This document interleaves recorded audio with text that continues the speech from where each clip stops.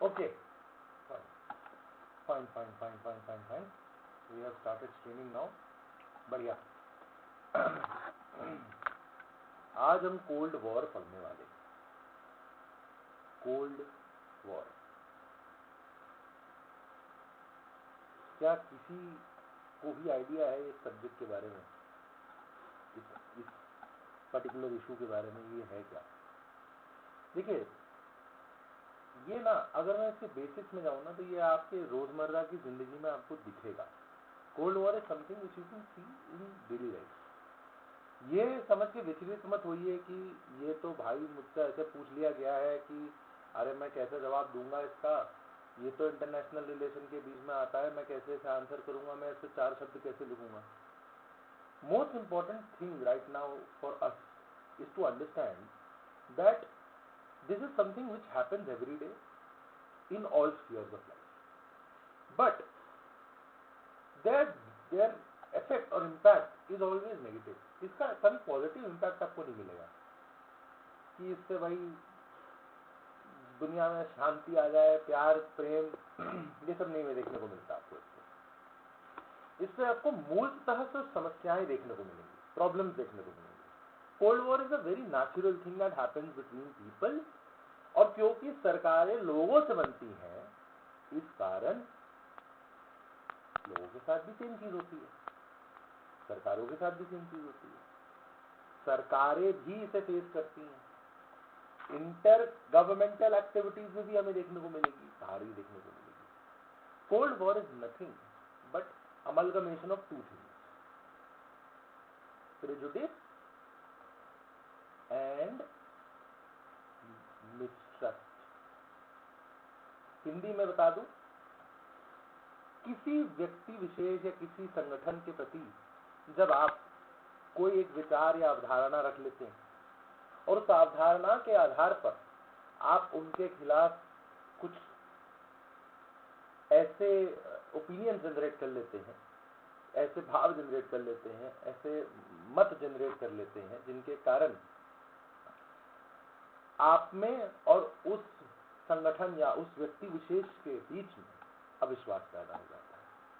उसी को हम कोल्ड वॉर कहते हैं। कोल्ड वॉर मतलब शीत युद्ध, मतलब ऐसा युद्ध जो मानसिक है।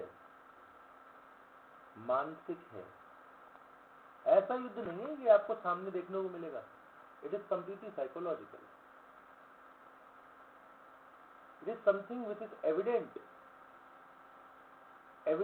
Through logic.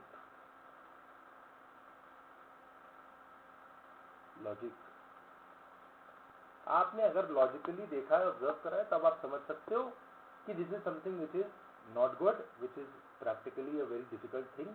इसको हम लोगों को परस्यू नहीं करना चाहिए, इसकी तरफ हमें आगे नहीं बढ़ना चाहिए, ये एंड नहीं है हमारा, हमें ये सोचना चाहिए।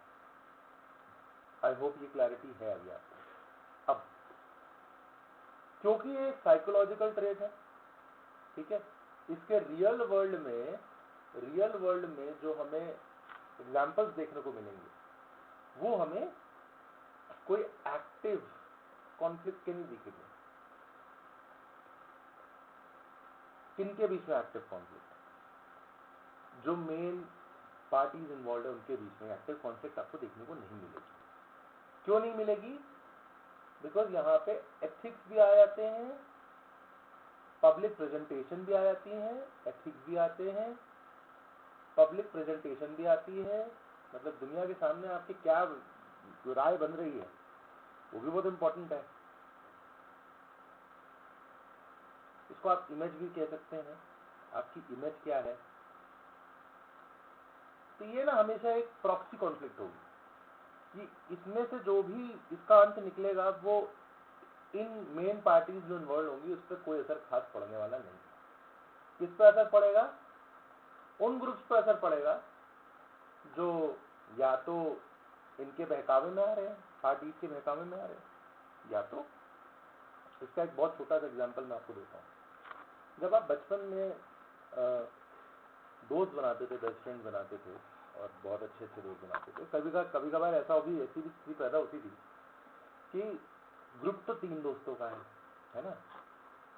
अब 3 दोस्तों का ग्रुप है और एक जो आपके फ्रेंड है उनके और आपके बीच में जो रिलेशन है या किन्हीं 2 लोगों के बीच के रिलेशन जो है वो अच्छे नहीं है, ठीक है, या फिर वो धीरे धीरे स्टेम होते जा रहे हैं, किसी एक पर्टिकुलर दोस्त के लिए बढ़ते चले जा रहे हैं, है ना, कि एक कोई पर्टिकुलर दोस्त है जिसके लिए आपके भाव बहुत अच्छे हैं, आप उसकी बहुत रिस्पेक्ट करते हो, लेकिन you do not care much for the other person inside that group, but because ये 3 लोगों का ग्रुप है, सस्टेनेंस के लिए आप लोग साथ में चल रहे हो। एक वर्ड इसमें आता है जो कि आज के समय में बहुत यूज हो रहा है, और ये आप लोग एग्जाम और कहीं पे लिख नहीं सकते, लेकिन आप वैसे अगर आप चाहो तो समझने के लिहाज से लिख सकते हो, बिचिंग करना। अपने समझने के लिए बिचिंग वर्ड यूज होता है। तो आपको याद होगा बचपन में जब हम लोग दोस्त थे और लोगों से जब हम लोग चर्चा करते थे, एक दूसरे के बारे में जब ओपिनियन देते थे, स्पेशली ये क्लोज ग्रुप्स में होता है ना, जहाँ पे हमें स्ट्रॉन्ग पर्सनालिटीज देखने को मिलती हैं एक ही ग्रुप के अंदर। देखो एक ही ग्रुप के अंदर क्यों मैं बोल रहा हूँ, क्योंकि यहाँ पे आपको ओपन पर्सनालिटीज देखने को मिलेंगी जो अपने पब्लिक और प्राइवेट लाइफ सब शेयर करते हैं आपस में दोस्त, ठीक है। अब कोई एक दोस्त है जो थोड़ा सा strongly coming on, he has a coming on strong personality, and the other friend also has a coming on strong personality. Now these 2 people will have a conflict. इनके बीच में कोई ना कोई एक दूसरे की बुराई करता रहेगा, एंड इवेंचुअली एक ऐसा मोड़ आएगा आपकी कॉन्फ्लिक्ट में जब ये उम्मीद की जाएगी कि जो तीसरा दोस्त है जो कि न्यूट्रल है, उससे उम्मीद की जाएगी कि भैया आप कोई स्टैंड लो, कहीं एक्टिव हो जाओ, क्योंकि कोई एक्टिव कॉन्फ्लिक्ट अभी दोनों दोस्तों के बीच में नहीं है, इसलिए दोस्त भी चुप है। कल को जब कोई एक्टिव कॉन्फ्लिक्ट जनरेट होगी, लड़ाई झगड़े भी आपने होते देखे हैं बचपन में, याद करिए आप कॉलेज में थे, उस वक्त स्कूल में थे, जब आप 10वीं 11वीं 12वीं में थे, कभी कभार ऐसा होता था कि एक ही ग्रुप में दोस्त लड़ देते थे, तो वहां पे उम्मीद की जाती थी कि कौन किसके साथ खड़ा होगा। हमारे यहाँ लखनऊ में बोला जाता है मैटर हो गया है, तो मैटर हो गया है तो भैया कौन किसके साथ खड़ा हो रहा है, कॉम्प्रोमाइज कौन कराएगा, ये सब पे चर्चा होती है। ये सारे ऐसी चीजें हैं जो हमें रोजमर्रा में देखने को मिलती हैं। चलिए अब थोड़ा सा कोल्ड वॉर मेन सब्जेक्ट को भी विजिट कर लेते हैं। मैंने आपसे 10 मिनट ले लिया आपको बेसिक कंसेप्ट समझाने के लिए, लेकिन देखिए इसे हिस्ट्री की तरह देखिए, इसे आपकी लाइफ के पार्ट की तरह देखिए, इसे इस तरह मत देखिए कि मैं कोई सब्जेक्ट पढ़ रहा हूँ इंटरनेशनल रिलेशन का, दुनिया में कोई घटना घटी है, मैं उसके बारे में 4 बातें लिख दूंगा तो मुझे नंबर मिल जाने, चाहे आप BA के स्टूडेंट हैं, MA के स्टूडेंट हैं, पॉल साइंस के स्टूडेंट हैं, कहीं के भी छात्र हैं। इस लिहाज से पढ़ाई मत करिए कि आपको ये लगे कि मैं पढ़ इसलिए रहा हूँ क्योंकि मुझे कुछ अचीव करना है, मुझे इसके थ्रू कुछ लेना है, ऐसे मत पढ़िए। ये सोच के पढ़िए कि मैं आज कुछ नया सीख रहा हूँ, किस लिए सीख रहा हूँ फर्क नहीं पड़ता, मैं सीख रहा हूँ। जब आप इस तरह सोच के पढ़ेंगे ना तो आपका अटेंशन, आपका कॉन्सेंट्रेशन, आपकी एनर्जी उस तरफ लगती है जिस तरफ आप लगाना चाहते हैं। आपका ये गोल होगा यार है मैं तो भाई 5 सब्जेक्ट पढ़ लूंगा और फिर मैं पेपर निकालना चाह रहा हूँ, तो फिर आप पेपर निकालने की होड़ में ही लगे रहोगे, फिर आप कभी इस चीज पे ध्यान नहीं दोगे कि मैं क्या सीख करना चाह रहा हूँ, क्या मैं सीख सकता हूँ इस पर्टिकुलर मौके से, इस अपॉर्चुनिटी से। तो कहने का मतलब है इसको not as something which is a part of your syllabus लेके पढ़िए, बट इसको इस तरह पढ़िए कि आपके लिए इम्पोर्टेंट है, आपके लिए जरूरी है। आप नहीं जानोगे तो दुनिया को नहीं समझ पाओगे, क्योंकि ये मानवीय व्यवहार है, this is human psychology, this is human behaviour. The entire 45-year period of from 1945 to 1990 to the dissolution of the Soviet Union is based on the very idea of how humans behave. Because when we find out how humans behave, we find out how countries behave. ये जो पूरा 45 साल का कालखंड है ना, ये मानवीय व्यवहार पर बेस्ड है। रियलिस्टिक पॉलिसीज बनाई जा रही थी इस वक्त, रियलिज्म का दौर आया था इसमें। कोल्ड वॉर के समय में आपने वर्ड सुना होगा, नहीं सुना होगा, नहीं पढ़ा है कोई बात नहीं, मैं पढ़ा दूंगा, लेकिन ये वर्ड जरूर सुना होगा रियलिज्म। नहीं सुना है तो मैं पढ़ा दूंगा। यथार्थवाद कहते हैं इसे हिंदी में, यथार्थवाद। तो चलिए अब बढ़ते हैं आगे। कोल्ड वॉर कि जो बीज बोए गए हैं, वो वर्ल्ड वॉर 2 से ही बो दिए गए। यानी whatever we are seeing in the cold war, the events that happened in cold war are very closely related to what happened in world war 2 या सेकेंड वर्ल्ड वॉर। अब पहली बात तो हम थोड़ा सा समझ लेते हैं सेकेंड वर्ल्ड वॉर में क्या कुछ हुआ है। सेकेंड वर्ल्ड वॉर हुई है 1939 से लेके 1945 तक, ठीक है। अब जिनको हिस्ट्री की थोड़ी बहुत जानकारी है, कंटेम्परेरी वर्ल्ड हिस्ट्री की, वो ये जानते हैं कि इसमें 2 ग्रुप्स थे। एक ग्रुप था एलाइड पावर्स का, बहुत फेमसली कहा जाता है एलाइड पावर्स का, और दूसरा था एक्सिस पावर्स का, ठीक है, इस तरह से पता है। अब इसके बाद हम ये भी जानते हैं कि एलाइड पावर्स में मेन प्लेयर्स कौन थे। जिनको नहीं पता है मैं बता देता हूँ, विचलित होने की कोई जरूरत नहीं है। अब एलाइड पावर्स में पहले प्लेयर, सबसे इंपॉर्टेंट प्लेयर कौन है? अब कोई कहेगा यूके, कोई कहेगा यूएसए, कोई फ्रांस जो कह देगा, फिर तो मैं कहूँगा भैया आप फिर जाओ, आप फिर पढ़ तो पढ़ो, फिर जाके फ्रांस है ना, बॉन्जूर वॉन्जूर करो। लेकिन मेन प्लेयर मेरे हिसाब से, जो मेरी बुद्धि चलती है, अब ये ओपिनियन बेस्ड है, इस पर लड़ाई मत कर लेना, नहीं सर मुझे तो लगता है कि ये है, नहीं, it is based on what you feel, ठीक है। आपको अगर ये अच्छा लगता है तो ठीक है। फिलहाल इंपॉर्टेंटली अगर देखा जाए तो मेन प्लेयर रहे हैं यूनाइटेड स्टेट्स, मेजर प्लेयर है, फिर उसके बाद यूनाइटेड किंगडम। अब आप कह दो इंडिया भी तो प्लेयर था, तो मैं कहता हूँ बिल्कुल था, मैं डिसएग्री नहीं करता हूँ उस बात से, पर India was a colony of Britain, dominion of India was a colony of Britain, comprising of princely state as well as the dominion British provinces, ठीक है। तो उस पर कभी अभी मॉडर्न वर्ल्ड हिस्ट्री के ऊपर चर्चा करी जाएगी तो उसमें आएंगे। यूनाइटेड किंगडम था, और उसके बाद हम ऑब्वियसली फ्रांस को काउंट कर सकते हैं, और एक बहुत इंपॉर्टेंट कंट्री थी जिसे हम कहते हैं यूएसएसआर। अब थोड़ी कहानी समझ लीजिए, यहाँ की कहानी समझेंगे ना, बात की कहानी समझ में आ जाएगी। इधर प्लेयर्स कौन थे इनको भी समझ लेते हैं। इधर के प्लेयर्स थे जर्मनी, ये तो वही, मतलब ये तो सार्थक सत्य है, ये तो है ना, इसको तो आप झुटला ही नहीं सकते कि जर्मनी ने बड़े बड़े युद्ध लड़े हैं जीवन में।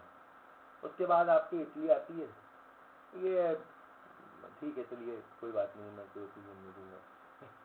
इटली, और फिर उसके बाद अपनी आ जाती है कौन सी, जापान। Very good. अब है क्या कि वर्ल्ड वॉर के दौरान बहुत इंटरेस्टिंग चीजें घटी हैं। अगर आप कभी वर्ल्ड वॉर पूरी पढ़ो, समझने की कोशिश करो कि क्या हुआ था इसके दौरान, तो आप नोटिस करोगे बहुत इंटरेस्टिंग चीजें होंगी। ऐसी चीजें, मतलब आप समझ लो कि मतलब आंखें खोल दें, ऐसी चीजें होंगी। तो हमें ये तो पता है कि भाई जो कॉन्फ्लिक्ट थी वो पोलैंड के चक्कर में हुई थी। अब पोलैंड पे जाना नहीं है हमें, लेकिन पोलैंड पे मैं थोड़ा सा डिस्कशन करना चाहूंगा। पोलैंड इज थोड़ा सा इंपॉर्टेंट। पोलैंड जो एक कंट्री है वो अलाइड पावर का ही पार्ट थी, लेकिन सबड्यू कर दी गई थी, बहुत समय तक सबड्यू रही थी। किसने सबड्यू किया था? जर्मनी ने, और एक इन्हीं के यहाँ से प्लेयर निकले थे जो रशियन थे। अब आप कहोगे अरे ऐसे कैसे हो गया, तो रशियन तो अलाइड पावर में था। अगर आपने वर्ल्ड हिस्ट्री पढ़ी है, नहीं पढ़ी है तो कोई बात नहीं, मैं पढ़ा के बता दूंगा। मैं बार बार ये बात इसलिए कह रहा हूँ क्योंकि फिर आप कहोगे ये तो कुछ भी पढ़ा रहे हैं, बताया कुछ नहीं, बताया कुछ है नहीं, सब ऊपर से जा रहा है, ऐसे इसीलिए कह रहे हैं, तो थोड़ा वेट करें। अब हम ये जानते हैं कि जर्मनी ने पोलैंड पर इन्वेट किया था, और उसी के बाद ही वर्ल्ड वॉर 2 शुरू होती है ना। मतलब वो खासी और कह सकते हैं ना बोलचाल वाला युद्ध शुरू हुआ था। असल युद्ध तो विंस्टन चर्चिल के आने के बाद शुरू हुआ है ना। Poland was a very important nation for Britain and France. जो आपके अंग्रेज थे उनके लिए पोलैंड एक बहुत ही इंपॉर्टेंट नेशन थी। अब क्यों थी वो हम कभी जब वर्ल्ड हिस्ट्री डिस्कस करेंगे तब बताएंगे। एलाइड थी, अब इतना समझ लो, एलाइड थी। अब जर्मनी ने जो उस वक्त वहाँ के लीडर थे, उनका नाम था अडोल्फ हिटलर। ये तो पता ही है ना, इतना तो पता होना चाहिए, है ना। अब ये अडोल्फ हिटलर और यूएसएसआर में उस वक्त जो वहाँ के लीडर थे उनका नाम था जोसेफ स्टालिन। इन दोनों लोगों ने कंस्पायर करा कि हम लोग पोलैंड पे हमला कर देते। बेसिकली वेस्ट से जर्मनी हमला कर देगी, ईस्ट से रशिया हमला कर देगा यूएसएसआर, और हम लोग जो है पोलैंड को कैप्चर कर लेंगे। एंड यही हुआ। तो मैंने अब प्रश्न, लिहाजा एक छोटा सा सवाल तो दिमाग में उठेगा कि यूएसएसआर को अलाइड पावर्स के कैंप में क्यों लिखा हुआ है। ठीक है, पोलैंड समझना जरूरी है और यूएसएसआर अलाइड कैंप में क्यों लिखा है ये भी जानना जरूरी है। तो पोलैंड के कैप्चर के दौरान तो यूएसएसआर और जर्मनी साथ थे, मतलब जब 1939 में एक्चुअली में युद्ध शुरू हुआ है, वॉर शुरू हुई है, तब USSR was on the Axis power side, it was not on the Allied power side। फिर ये हृदय परिवर्तन कब हुआ है ना, तो ये हृदय परिवर्तन हुआ जब फ्रांस को कैप्चर कर लिया गया, फ्रांस को जर्मनी ने कैप्चर कर लिया और यूनाइटेड किंगडम को नॉकआउट कर दिया। नॉकआउट कर दिया कैसे? ट्रेड एम्बार्गो लगा दिए, बहुत तरीके के सैंक्शंस लगा दिए जर्मनी ने, कोई शिप नहीं निकलने देता था, ब्लॉकेड लगा दिए बीच, है ना। तो बेसिकली इकोनॉमिक रिकंस्ट्रक्शन हो रहा था यूनाइटेड किंगडम का, मतलब डिस्ट्रक्शन हो रहा था, रिकंस्ट्रक्शन तो गलत शब्द है इसके लिए। तो इकोनॉमी से भी फेल कर रहा था, रेड हो रही थी, तो उनको लगा कि अब ये सही मौका है कि हम अपनी जो प्रिंसिपल फिलॉसफी है उसको यूज करके हम यूएसएसआर पे हमला कर दो। प्रिंसिपल फिलॉसफी लिडिंग्राम थी। अब जर्मनी ने यूएसएसआर पे हमला करा और उस ऑपरेशन का नाम operation Barbarossa. USSR was taken by surprise, Russia was taken by surprise.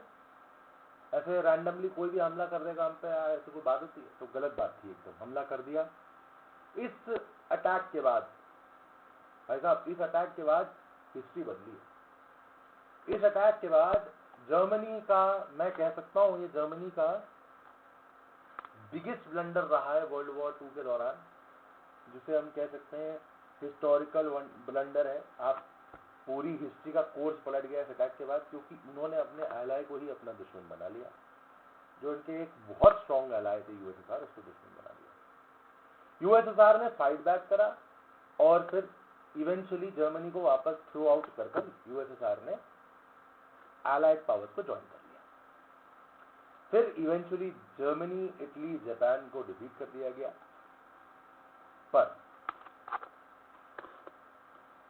क्या केवल युद्ध साथ लड़ लेना दोस्ती का न्योता देना होता है? उस पर चर्चा करते हैं। एलाइड पावर्स ने जर्मनी, इटली एंड जापान को तो डिफीट कर दिया, है ना, ये तो डिफीट हो गए, इनकी तो हार हो गई। पर वॉर के बाद पोस्ट वॉर के बाद कुछ मिसअंडरस्टैंडिंग जनरेट होने लगी। अब क्यों ये मिसअंडरस्टैंडिंग जनरेट हुई? मिसबिलीव जनरेट हुआ आपस में दोनों ग्रुप्स के अंदर, यूएसएसआर एंड सोवियत यूनियन के अंदर, यूएसए एंड यूएसएसआर के बीच में। क्यों ये मिसअंडरस्टैंडिंग जनरेट हुई? उसका कारण समझिए। USSR was of the view that USA ने ट्रांसपेरेंटली डी-डे लैंडिंग डिले करी। एक तो ये यूएसएसआर का व्यू था जो यूएसए की तरफ था, ठीक है। दूसरा, USA was of the view that USSR will not let a free world order emerge from this war.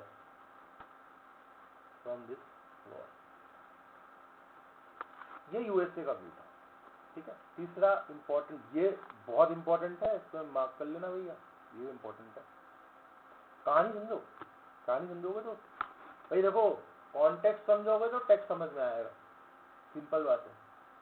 You understand context, you will get text. Text पढ़ के कॉन्टेक्स्ट नहीं समझ में आते बाबू, ठीक है। अब अंबेडकर ने क्यों कहा कि varna is text, caste system is context, है ना, अम्बेडकर ने बात कही थी। क्योंकि कॉन्टेक्स्ट समझोगे, कॉन्टेक्स्ट से ही टेक्स्ट का रेलेवेंस है, टेक्स्ट से कॉन्टेक्स्ट का कोई रेलेवेंस नहीं। आप किस चीज को किस तरह इंटरप्रेट कर रहे हो, दैट इज मोर इंपॉर्टेंट।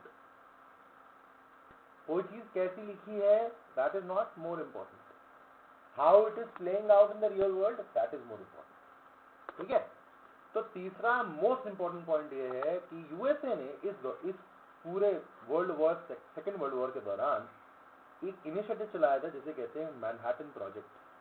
अब इस प्रोजेक्ट में ना हमारे एक बहुत नामी गिरामी साइंटिस्ट भी हैं, है ना, और उन साइंटिस्ट की मूवी भी निकल रही है, अभी जुलाई में निकल रही है।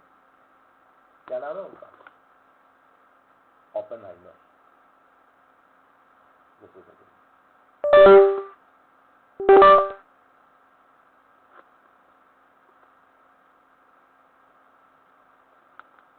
मुझे बस आप 2 मिनट दीजिएगा, कुछ मेरे कार्ड में इशू आ गया शायद।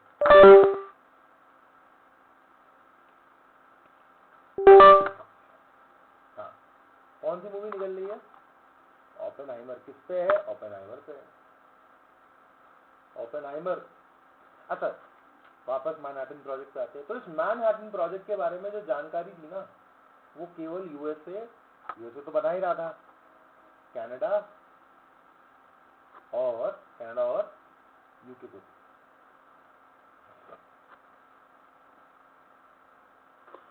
इतने इंपॉर्टेंट प्रोजेक्ट के बाद, जो कि एक एटम बॉम्ब तैयार हो रहा था, जिसमें जो दुनिया बदल देगा, जो दुनिया की पॉलिटिक्स बदल देगा, ऐसा weapon of mass destruction which is capable of changing the world's politics.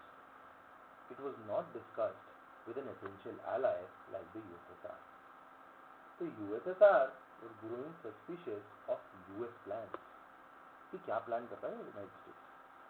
उन्होंने हमें ओपेनहाइमर के मैनहट्टन प्रोजेक्ट के बारे में बताया क्यों नहीं? एटम बॉम्ब उन्होंने बनाया, और ये बात बहुत इंपॉर्टेंट है,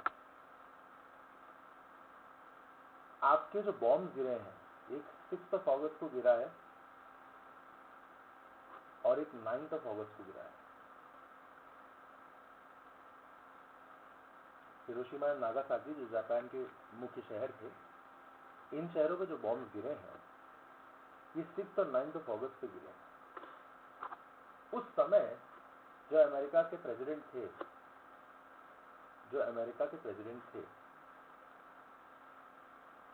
अमेरिकन प्रेसिडेंट थे, उनका नाम था हैरी ट्रूमन। इनकी बाद में ट्रूमन डॉक्ट्रिन भी आती है। अब ये हैरी ट्रूमन, इन्होंने जब ये बॉम्ब्स को अप्रूव करा, तो इन बॉम्ब्स को अप्रूव करने के एक दिन पहले, यानी ये ऑर्डर्स रिलीज करने के कि 6 और 9 अगस्त को बम गिराए जाएंगे, बैटमैन एंड लिटिल बॉय, ये जितने भी इनसे रिलेटेड ऑर्डर्स थे, इनको इशू करने से एक दिन पहले, 1 डे बिफोर, इन्होंने स्टालिन को इन्फॉर्म किया। प्रोजेक्ट के बारे में कुछ नहीं बताया, ठीक है, प्रोजेक्ट के बारे में कोई जानकारी नहीं दी इन्होंने। एक सेकेंड, दिखा नहीं होगा इधर, ओके, एक सेकेंड रुको, sorry, really sorry.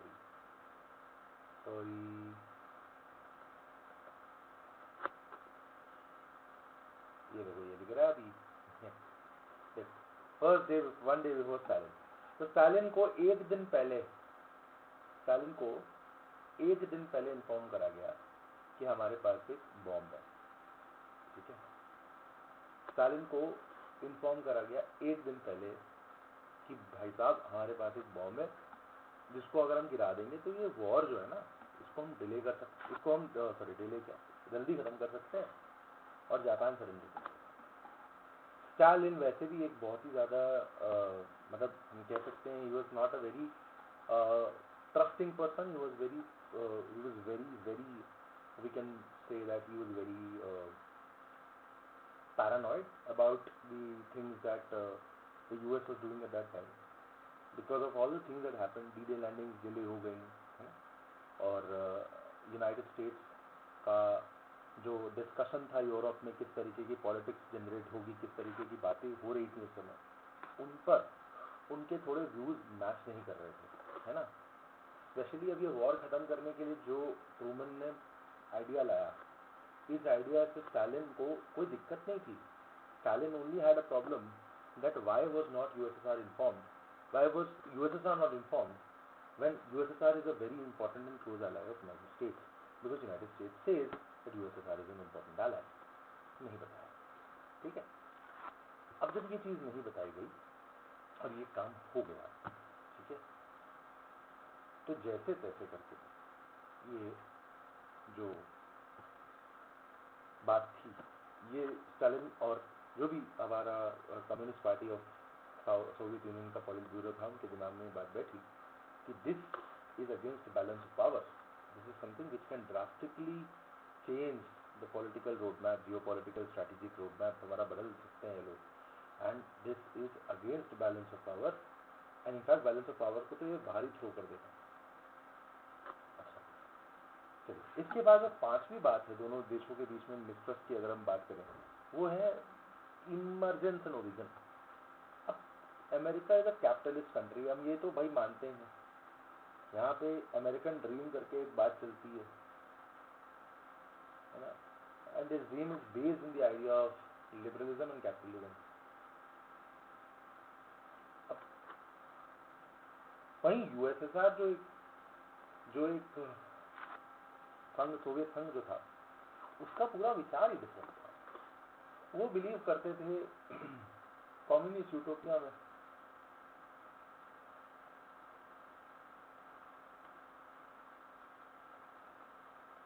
which eventually was going towards the end goal of communism. अब ये ना, ये ऐसा नहीं है कि स्पेक्ट्रम में आग अगल बगल लगे हैं। यदि हमारा स्पेक्ट्रम ऐसा है, if our spectrum is like this is second, हाँ, अगर हमारा स्पेक्ट्रम ऐसा है तो कम्युनिज्म हमें यहां देखने को मिलेगा, और अब ये मत कहना यार ये मैंने अलग से कलर क्यों चूज कर रखे हैं, ठीक है, वो डिस्टिंक्शन क्रिएट करने के लिए है बस, ठीक है। कैपिटलिज्म हमें यहाँ देखने को मिलेगा। तो भाई for the sake of the war आप एलाय तो बन गए हो, लेकिन आपके और इनके बीच में कोई भी चीज कॉमन नहीं है, no common point,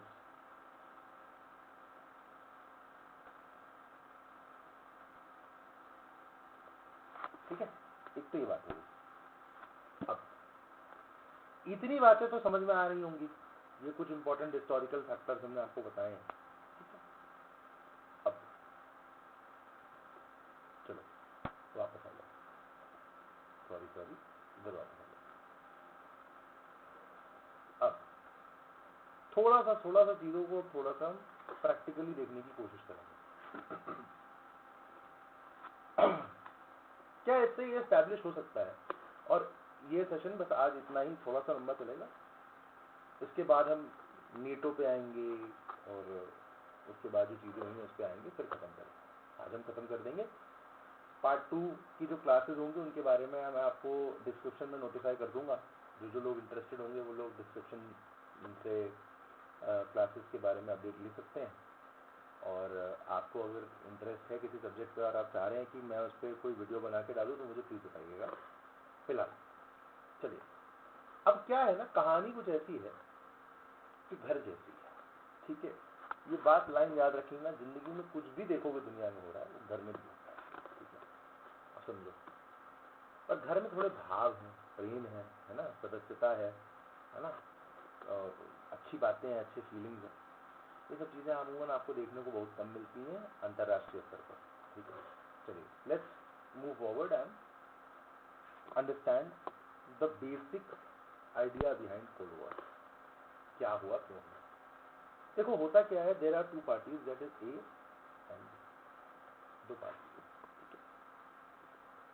first and foremost जिस चीज की कमी होती है दोनों पार्टियों के बीच में, जिसकी वजह से सारे कांड होते हैं, वो है क्या है, क्या है तो बताएगा। हम लोग कैसे बताओगे, अब तुम लोग बताओगे भी तो कैसे बताओगे, क्यों कमी होती है, क्या दिक्कत आती है दोनों पार्टी के बीच में। हमें जिस चीज का सबसे ज्यादा प्रेजेंस दिखता है वो है लैक ऑफ कम्युनिकेशन। दिक्कत शुरू यहीं से होती है भैया। आप कुछ भी कर लो, कुछ भी कर लो, कुछ भी कर लो जिंदगी में, आपके कम्युनिकेशन स्किल्स अच्छे नहीं है, कुछ अच्छा नहीं। आप अगर कम्युनिकेट नहीं कर पा रहे हो अपने प्रॉब्लम्स को, कुछ अच्छा नहीं, कुछ भी अच्छा नहीं, ठीक है। अब मान लो ये ए और बी के बीच में कम्युनिकेशन का प्रॉब्लम है। कम्युनिकेशन ब्रेकडाउन नहीं है, कम्युनिकेशन का प्रॉब्लम है। कम्युनिकेट नहीं करते हैं सही से अपने आइडियाज को, अपने विचारों को। अब मान लो ए ने कोई ओपिनियन दिया,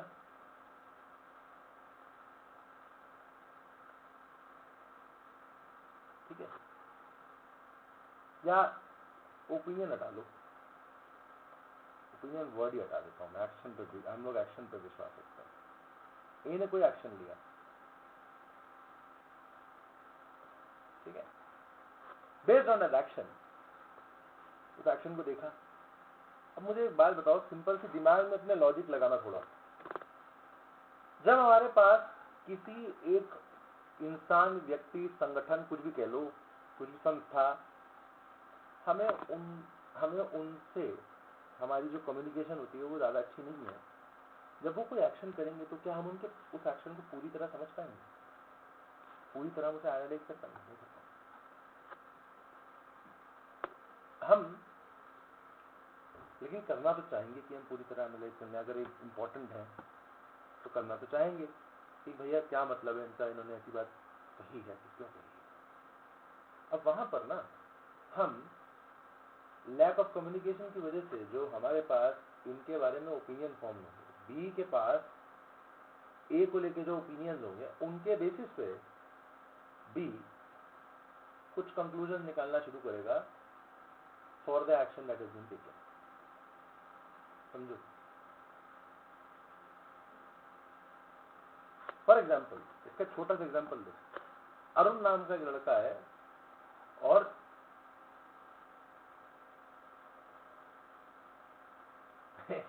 अरुण नाम का एक लड़का, बी से कोई नाम ही नहीं याद आ रहा मुझे, बलदेव नाम का एक लड़का है। अरुण और बलदेव नाम के दो लड़के हैं, ठीक है। अरुण ने कहा कि मैं बहुत अमीर हूं, ठीक है, तो किसी को टेंशन लेने की जरूरत नहीं है, पार्टी के पैसे मैं दूंगा, ऐसा बोला अरुण ने। अब क्योंकि अरुण और बलदेव के बीच में कम्युनिकेशन अच्छी नहीं है, तो बलदेव क्या ये अज्यूम कर सकता है कि भाई अरुण तो शो ऑफ करता है, अरुण तो शो ऑफ करता है। अरुण ने अपने कुछ फ्रेंड्स को पार्टी दी, ठीक है। बलदेव उस पार्टी में नहीं गया based on his conclusion that Arun show off करता है। सुनो सुनो, ध्यान दो, बलदेव उस पार्टी में नहीं गया, मैं भाई शो ऑफ वाली जगह में नहीं जाता, मैं तो हार्ट ऑफ द हार्ट वाला बंदा हूं मैं, और मैं तो भाई हम्बलनेस इज की, ये सब पे विश्वास रखता हूं, मैं तो नहीं जाऊंगा पार्टी। बलदेव पार्टी में नहीं गए, अरुण ने उन्हें इनवाइट करा था, इनविटेशन एक्सटेंड करने के बाद भी वो नहीं गए। चलिए भाई, अरुण ने फिर एक और, अब देखो बलदेव का एक्शन क्या है, बलदेव के एक्शन को समझो। बलदेव ने इस एक्शन पे एक रिएक्शन दिया और वो रिएक्शन नेगेटिव था, लेकिन नेगेटिव रिएक्शन था, पार्टी में नहीं गया। अरुण ने पता करवाया होगा कि बलदेव पार्टी में क्यों नहीं आया, तो भी पता लगा कि बलदेव ने कोई कारण दिया है, पर वो कारण अरुण को सही नहीं लगा। तो अरुण ने अपने नेक्स्ट सोशल ग्रुप मीटिंग में कभी कहीं पे भी, कोई जो नेक्स्ट मीटिंग थी, उसने सोचा कि मैं बलदेव को क्यों नहीं बुलाऊं, बलदेव तो आता भी नहीं है, उसको तो बहुत ज्यादा ऐठान है उसके अंदर, बहुत ज्यादा उसके अंदर प्राइड है, मैं नहीं बुला रहा। नेक्स्ट मीटिंग में उसने बलदेव को नहीं बुलाया, नेक्स्ट मीटिंग हुई, बलदेव को नहीं बुलाया। फिर अब देखो देखो देखो, ध्यान दो ध्यान दो ध्यान दो ध्यान दो ध्यान दो,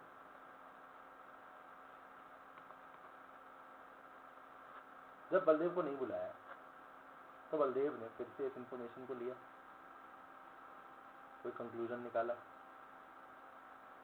क्या कंक्लूजन निकाला? एक तो शो ऑफ करता है, फिर अगर इसके शो ऑफ को कोई तवज्जो ना दे तो उसके साथ फिर ऐसा ट्रीटमेंट करता है कि भाई आज दोस्त हो कल दोस्त नहीं, इस तरीके की ट्रीटमेंट करता है।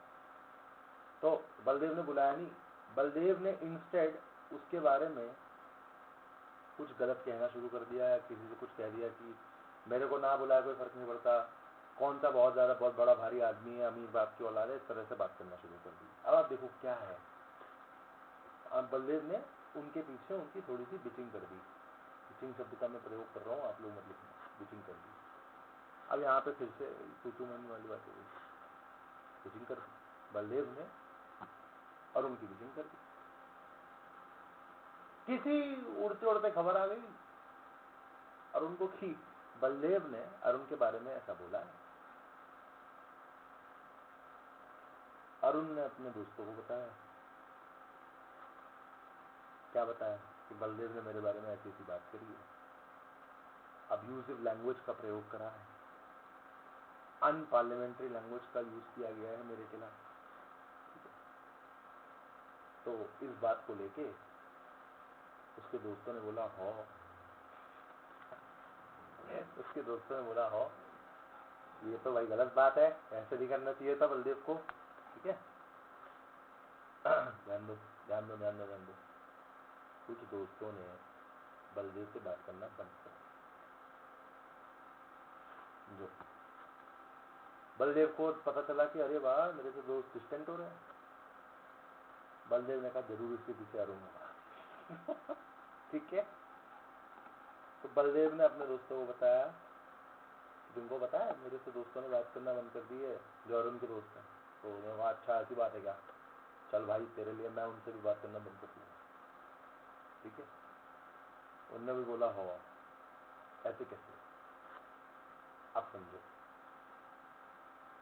बेस्ड ऑन, अब ये मैंने इतना बड़ा एग्जाम्पल आपको क्यों समझाया है उसको भी समझो, ये नहीं कि हंसी मजाक कर रहा हूँ, सीरियसली समझो, इतने बड़े एग्जाम्पल को समझाने का कारण समझो। When there is lack of communication, when there is an apparent lack of communication, apparent lack of communication हमें दिखता है, then your opinions they become prejudice. Your views are subjective, based on which you take a course of action which is not completely complemented by full information, which results in transfer of malleable information. Malleable मतलब जिसके ऊपर चर्चा बहुत हो सकती है, malleable मतलब जो बहुत मोड़ा उड़ा जाता है, ठीक है। ऐसी इंफॉर्मेशन जाती है दूसरे ग्रुप के पास, based on which the second group takes an action. Second group is also making prejudices. Second group is also being subjective. Second group is also seeing the short picture, small picture. Second group ये देखता है, second group based on the prejudice takes an action. Based on that action there is a reaction. Based on that reaction there is another action. And based on that another action there is another reaction. Now this is what I call and what anyone will call an escalation. ये एक escalation है, नीचे जा रहा है पर ये escalate कर रहा है। मामला देखो ना, दो लोगों के बीच में सिंपल मिसअंडरस्टैंडिंग थी, क्लियर आउट कर लेते, रिजोल्यूशन कर लेते, डिप्लोमेसी दिखा देते, थोड़ी बहुत सॉल्व हो जाता है। लेकिन अब वो कैसे कहां पे जाके कन्वर्ट हो रही है, फैक्शंस फॉर्म हो रहे हैं दोनों के बीच में। तो ये बात है ना, स्ट्रॉन्ग पर्सनैलिटी, फैक्शंस फॉर्म हो रहे हैं। अब क्या होगा, अब सुनो सुनो सुनो, ध्यान दो, बहुत इंपॉर्टेंट है। इतनी बात समझ जाओगे, कोल्ड वॉर का क्रक्स समझ में आ जाएगा, देश क्यों लड़ते थे आपस में, समझ में आ जाएगा कि देशों के बीच में कॉन्फ्लिक्ट का जो मेन रीजन है वो क्या है, सब समझ में आ जाएगा, ठीक है। इतनी बात समझ गए तो ठीक है, इतनी क्लैरिटी आ गई, सब आ जाएगा समझ में। अब समझो कहानी आगे की। अब क्या है ना कि बिकॉज ये एक ग्रुप जो है, अरुण का जो ग्रुप है वो अरुण को सपोर्ट करता है हर जगह और बलदेव से चिढ़ता है, और एक ग्रुप है जो बलदेव को सपोर्ट करता है हर जगह और अरुण से चिढ़ता है। ठीक है, अरुण से चिढ़ता है। ऐसा भी तो हो सकता है कि इन दोनों ग्रुप्स के बीच में कोई मेंबर हो, इनके बीच में कुछ आपस में झगड़े हो जाए, कुछ भी हो सकता है, झगड़ा होगा, कुछ होगा। मगर जब ये झगड़ा होगा ना, तो can we assume that Arun and Baldev, A and B, ये दोनों फैक्शंस आमने सामने आकर एक दूसरे को कन्फ्रंट कर सकते हैं? टेंशन जितनी हाई है, अगर कर सकते हैं, अगर हम ये इतनी बात समझ पा रहे हैं, तो आप अमेरिका और रशिया इन दोनों की एक्टिविटीज को भी समझ सकते हैं। अब देखो, हर ग्रुप में ऐसे भी लोग हैं जो हॉ करने वाले हैं, और कुछ होंगे अरे नहीं यार, बलदेव का मतलब ये नहीं होगा, तो बलदेव की उनसे भी दोस्ती होगी, इनसे भी दोस्ती होगी। कुछ इधर साइड भी होंगे बलदेव की साइड, तो बलदेव के साइड होंगे पर दोस्त इधर भी होंगे। ये लोग टेंशन में आ जाएंगे, इन्हें तनाव, इनके अंदर तनाव पैदा होगा। ये जो ग्रुप्स मैंने आपको बताया, ये कहेंगे कि भैया we are edging towards a cold war. अगर हमने अभी इस डिस्प्यूट को नहीं निपटाया, हमने अगर इस डिस्प्यूट का निपटारा नहीं करा, तो अरुण और बलदेव के बीच में एक भयंकर लड़ाई हो सकती है, जिसके रिपरकशंस कैटास्ट्रॉफिक होंगे।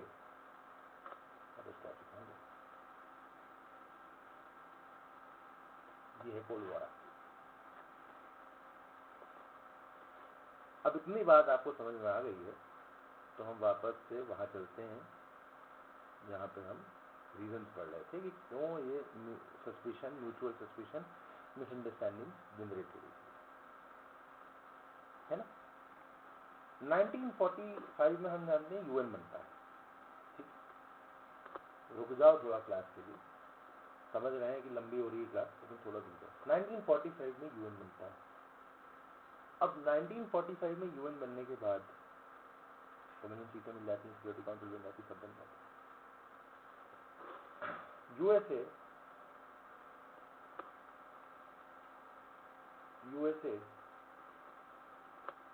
एंड यूएसएसआर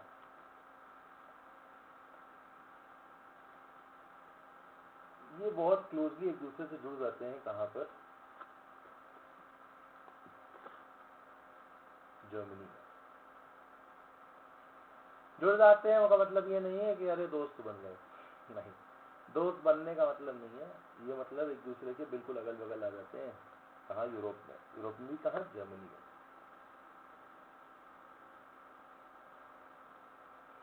कह दो पड़ोस में आ गए, अब तो क्या लड़ाई झगड़ा करेंगे? नहीं करते हैं।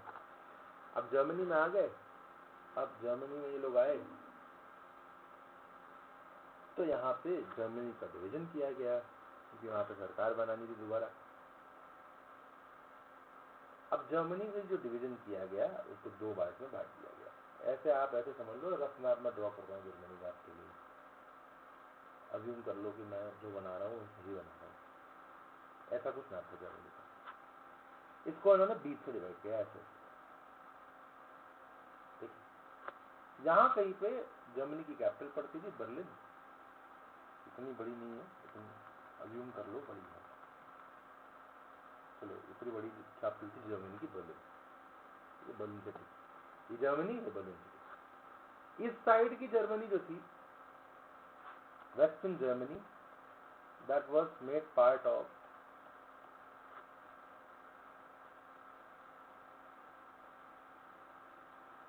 Allied administration. अब मैं क्यों एलाइड एडमिनिस्ट्रेशन कह रहा हूँ, उसका कारण है क्योंकि उतने समय तक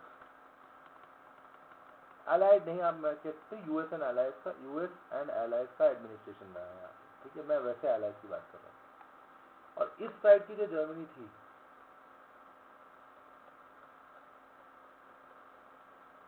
this was under Soviet administration, एक कंट्री के एडमिनिस्ट्रेशन।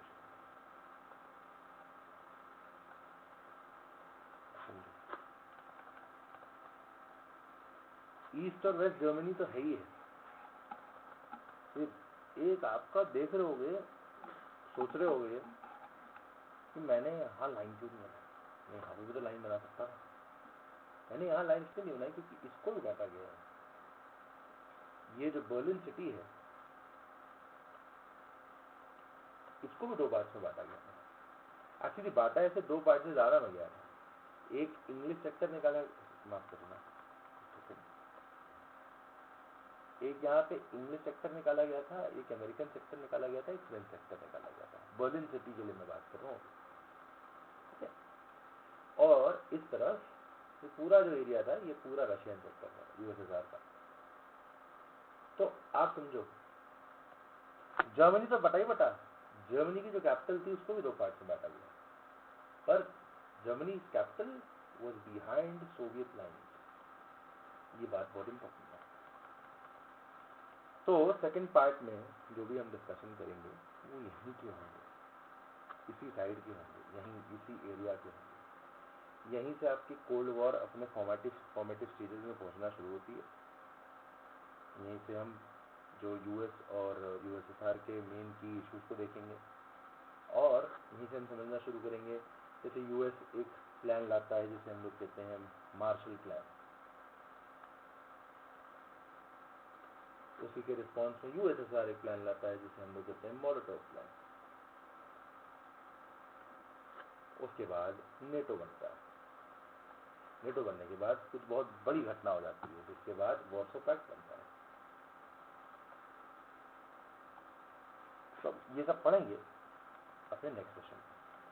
आई होप आज के सेशन से आपको काफ़ी कुछ सीखने को मिला हो, एंड जो भी आप लोगों को सीखा हो, ये मत देखो ये पब्लिक एडमिनिस्ट्रेशन से रिलेटेड है, कुछ और पढ़ा रहा था उस वक्त। तो आई होप आपने आज के सेशन से काफ़ी कुछ सीखा हो, काफ़ी कुछ आइडिया लगा हो आपको। एक इम्पॉर्टेंट चीज़ ये है, जब आप कोल्ड वॉर पढ़ें, घर पे पढ़ें, अब दोबारा पढ़ें, कोल्ड वॉर को अच्छे से समझने की कोशिश करने के लिए आप लोग कोल्ड वॉर के ऊपर कुछ डॉक्यूमेंट्रीज देख लीजिए।